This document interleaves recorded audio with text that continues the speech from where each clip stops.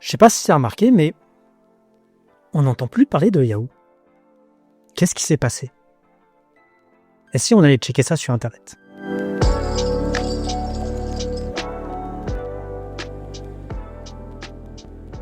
C'est vrai que Yahoo, à la fin des années 90, si vous étiez dans le coin, Yahoo, c'était pas juste un acteur Internet, hein. C'était Internet. Regarde, si tu voulais envoyer un mail, lire l'actualité, même chercher une information, rien que chercher une information, suivre la bourse, presque aller sur le web, tu allais sur Yahoo. C'est presque aujourd'hui comme la même chose que Google. Mais à l'époque, c'était littéralement, et je me rappelle encore, la page d'accueil par défaut des millions d'ordinateurs. Une véritable entreprise omniprésente qui a été valorisée, selon ce que je vois, à plus de 120 milliards de dollars, au sommet de la bulle Internet. Pourtant, on est plus de 20 ans plus tard et aujourd'hui, Yahoo, on n'en entend plus parler. Ça a été apparemment racheté, découpé, absorbé. En plus, apparemment, ils ont commis des grosses erreurs. Des grosses erreurs, pas racheter des choses comme Google, Facebook, YouTube, enfin tous les mastodontes d'aujourd'hui. La question que je me pose, c'est comment Yahoo a pu rater ces occasions. Alors, ce qui est fascinant, d'après ce que je comprends, c'est que, en fait, Yahoo n'a pas réellement raté d'occasion. C'est qu'elle n'a pas fait d'erreur isolée. Elle a fait tout l'inverse, en fait. Yahoo a pris des décisions cohérentes, rationnelles, logiques, oui, mais basées sur sa vision du monde, qui est progressivement devenue très très fausse. Faut se l'avouer. Alors, je veux comprendre ça et j'aime bien revenir au début. Alors, Yahoo, c'est une entreprise qui est née en 94. Initialement basée comme un annuaire. Ok. Fondée par Jeremy Yang et David Filo,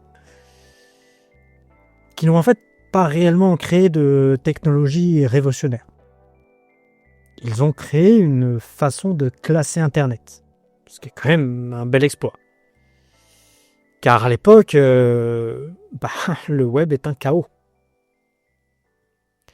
Donc Yahoo est venu littéralement apporter de l'ordre, des catégories, une hiérarchie, plein de choses, et ça a super bien fonctionné. D'ailleurs, ça leur a permis de devenir très très vite un portail.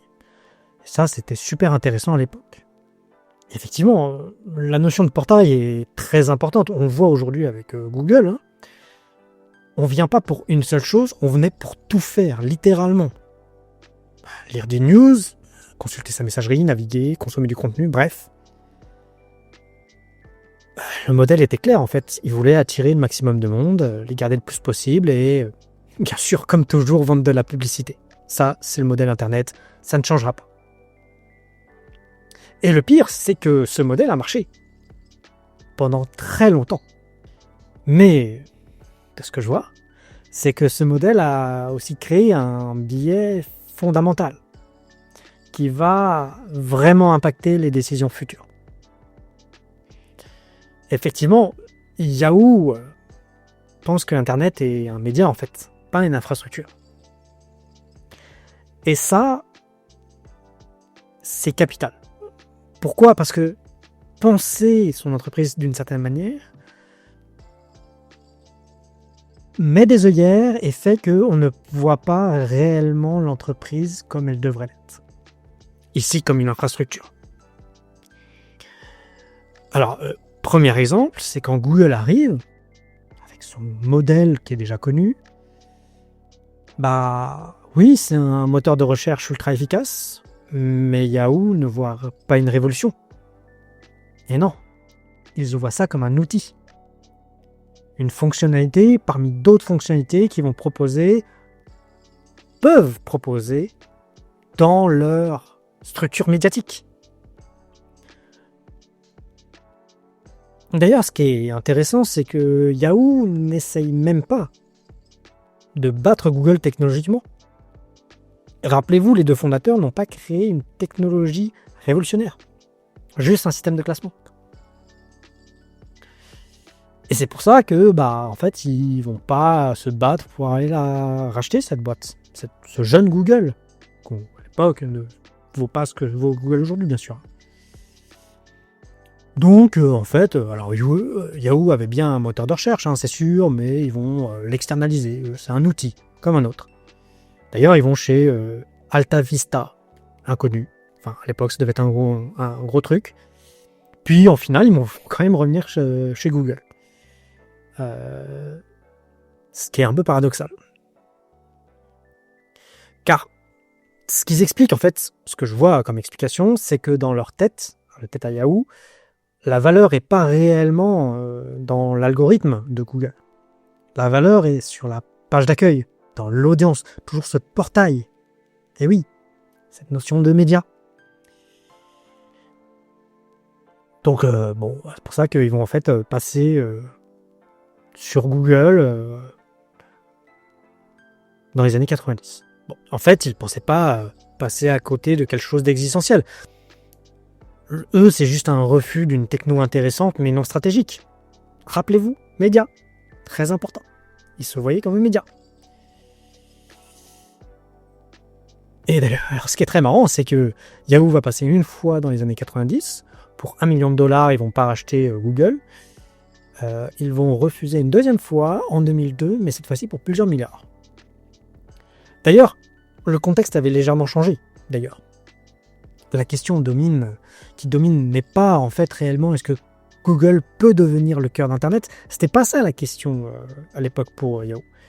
C'est est-ce que Google vaut vraiment ce prix-là? Et ça, cette question, quels que soient les rachats, c'est vraiment la question qui semble revenir chez Yahoo pour chaque acquisition. Et c'est ici, là, ce que je vois, le deuxième facteur clé pour comprendre cet échec. L'obsession du prix et de la valorisation. Effectivement, Yahoo résonne littéralement comme une entreprise mature, même quand elle est au cœur d'un marché en pleine explosion. Eux, ils veulent comprendre la valeur, le modèle, la sécurité. Ils veulent réduire l'incertitude, en fait, comme toute entreprise un peu mature qui essaye de fonctionner. Sauf qu'à l'époque, on s'en rappelle, ces entreprises qui, à l'époque, ne dominaient pas Internet, qui étaient émergentes, littéralement émergentes, Google, Facebook, YouTube, à l'époque, il est impossible de les valoriser correctement. Non seulement elles ressemblent à rien de connu, elles ne génèrent pas beaucoup de revenus, et elles posent plus de questions qu'elles apportent de réponses. Alors, comme toute entreprise mature, Yahoo a dit c'est trop cher.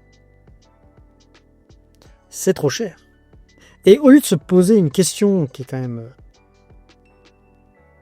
peut paraître simple, mais qui est en réalité très compliquée à ces niveaux-là, ils se disent pas, si on se trompe, est-ce que ça serait une catastrophe? Ils se disent, si je paye trop cher, est-ce que ça serait une erreur?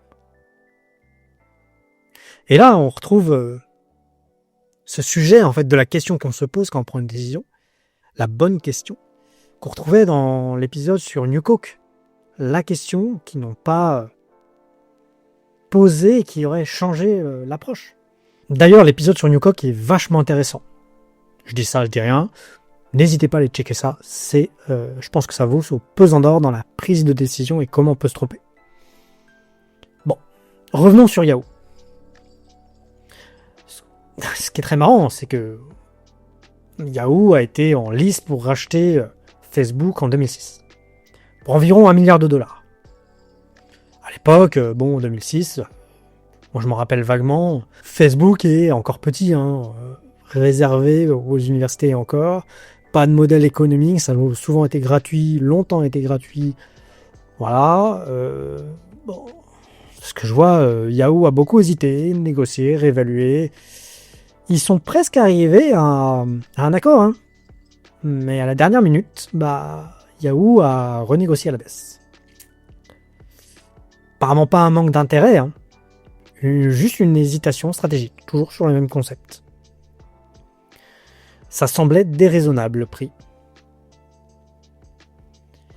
D'ailleurs, c'est intéressant ça, ça montre bien que ce raisonnement, leur logique à Yahoo, repose sur un autre facteur interne majeur. Yahoo sous-estime littéralement, systématiquement, les changements de paradigme. En fait, ils évaluent Facebook comme un site communautaire, pas comme une nouvelle couche sociale du web. Et ils ont fait la même erreur avec YouTube. Ils évaluent ça comme un site vidéo amateur, pas un futur média mondial en plus. On reste dans leur logique que le produit n'est pas central, c'est de la périphérie. Et tout ça parce que Yahoo ne pense pas en termes de plateforme, ne pensait pas en termes de plateforme, mais en termes de rubrique. Et oui, on en revient à cette notion de média. Effectivement, Yahoo, vous voyez, chaque chose à sa place. Les mails, les news, la finance, le sport, ce sont tous des blocs indépendants, organisés sur une page. Et Google, Facebook, YouTube, à l'époque, ils n'étaient pas des blocs. Ils ne rentraient pas dans ces blocs. C'était des systèmes. Et Yahoo n'a jamais vraiment su penser en système. Mais pourquoi ils n'ont pas su penser? Pourquoi ils n'ont pas su shifter? Ah, j'ai la réponse. En fait, ça nous amène à un autre acteur fondamental. La gouvernance. Très important, la gouvernance. La gouvernance d'une entreprise est capitale. Or là, il semble que Yahoo changeait de direction très souvent. En plus, avec des CEO qui avaient des visions différentes, aussi bien en termes de médias, technologie, publicité, partenariat. Aucune vision ne semblait avoir le temps de s'imposer en fait, pour transformer l'entreprise en profondeur. Les décisions sont souvent prises par consensus, par comité, par compromis en fait. Il n'y a aucun moment où quelqu'un s'est dit on va bouleverser l'entreprise et ça on l'assume. Aucun CEO. Parce que tout simplement, à chaque fois qu'une décision majeure se présente, Yahoo cherchait à protéger l'existant. Ce qui est humain, hein. Je vais pas le reprocher. Mais quand on est à la tête de boîte dans la tech, enfin dans les médias, comme il se considérait, ça pose quelques problèmes. En fait, cette absence de volonté d'aller de l'avant, de chercher à protéger, la volonté de chercher à protéger l'existant, ça montrait une vraie peur de ne pas cannibaliser leur propre modèle.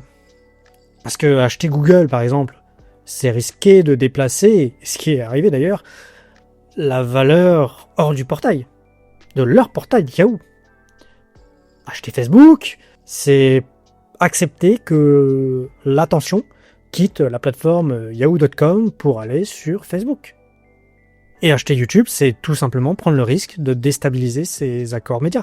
Et oui, car Yahoo avait de très gros accords avec les médias internationaux, nationaux, pour apporter ce contenu. Rappelez-vous, eux, ils étaient un média. Donc, acquérir une plateforme qui pouvait concurrencer ça, peut-être pas la bonne idée. Ouais. La question implicite pour tous ces rachats est manquée, bien sûr. C'est est-ce que ce nouveau produit va renforcer ce que nous sommes déjà? Et quand la réponse était incertaine, Yahoo hésitait et finalement n'y allait pas plein pot. D'ailleurs, ce qui est marrant, c'est que cette même logique s'est inversée quand eux ont failli se faire racheter. En fait, en 2008, Microsoft veut racheter Yahoo. 44 milliards de dollars. Sacré budget. Et la direction va refuser. Alors officiellement, ils diront que l'offre est sous-évaluée, voilà, l'entreprise vaut plus. Bon.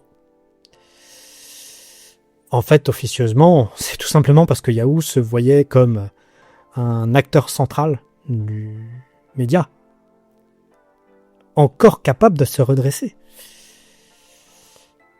Et bien que cette décision semble en cohérence avec tout ce que on vient de voir et que ça parle en fait, on se rend compte qu'ils n'ont pas fait trop le bon choix. En effet, pour eux, refuser, c'était vraiment préserver l'indépendance. C'était d'en croire dans leur propre récit. Mais en fait, ce récit qu'ils se racontaient était en vrai décalage avec la réalité. Il y a un dernier point qui est intéressant. En fait, un dernier facteur qui semble émerger, c'est l'absence d'une vraie culture produit. En fait, chez Yahoo, le produit n'est jamais vraiment le roi. Ce sont en fait les métriques, ce sont l'audience, les deals, la publicité, le contenu éditorial qui domine. Alors ils ont fait énormément d'acquisitions, dont on ne parle pas ici, et qui ont été des succès. Plus d'une centaine d'ailleurs, plus d'acquisitions. Un certain nombre quand même. Hein. Mais en fait, c'est sans jamais réussir vraiment à les intégrer dans une vision claire. Par exemple, ils ont racheté Tumblr. C'est resté Tumblr. Vous connaissez peut-être Flickr. C'est resté Flickr. Rien ne s'est vraiment transformé en du Yahoo. On a pris les couleurs de Yahoo. Yahoo a préféré accumuler les solutions et pas les absorber, pas les transformer. Là où d'autres construisent, et c'est bien dommage. Et ça, d'après ce que je comprends, c'est vraiment le fond de l'histoire de Yahoo. En fait, c'est pas tellement un géant aveugle. C'est tout simplement une entreprise qui a été cohérente avec elle-même, fidèle à sa logique, à sa culture, à ses réflexes. Sauf qu'elle se trouvait dans un monde qui change vite, et qu'elle n'avait pas sa capacité à se remettre en question aussi vite. En fait, Yahoo n'a pas raté Google, Facebook, YouTube par accident en fait. Ils avaient tout juste pas les outils pour appréhender le futur et ce que ces entreprises allaient devenir. Et franchement, je leur jette pas la pierre. C'est un métier extrêmement compliqué, ils sont pas les premiers à se tromper, ils sont sûrement pas les derniers. Mais ça reste quand même la leçon la plus importante de cette histoire. Parce que la vraie question, en fait, dans cette histoire, c'est pas quelles opportunités j'ai ratées. On en ratera tous, on en rate tous. Mais la vraie question est, quelle est la logique interne qui guide toutes mes décisions ? Et est-elle toujours adaptée au monde qui arrive ? Ça, c'est très intéressant comme leçon que je retire de Yahoo. Voilà un peu tout ce que moi j'ai pu trouver en naviguant sur le web, sur Yahoo. Je trouve ça littéralement passionnant parce que ça montre que de très grosses entreprises, en fait, en n'ayant pas le bon mindset, le bonne logique, ils se voyaient d'une certaine manière, ça montre que ça amène à des échecs. En tout cas, j'espère que toi tu as appris plein de choses et n'hésite pas à aller voir les autres épisodes de ce podcast qui parlent de décision. Franchement, on en apprend tous les jours. Allez, je te dis à très vite.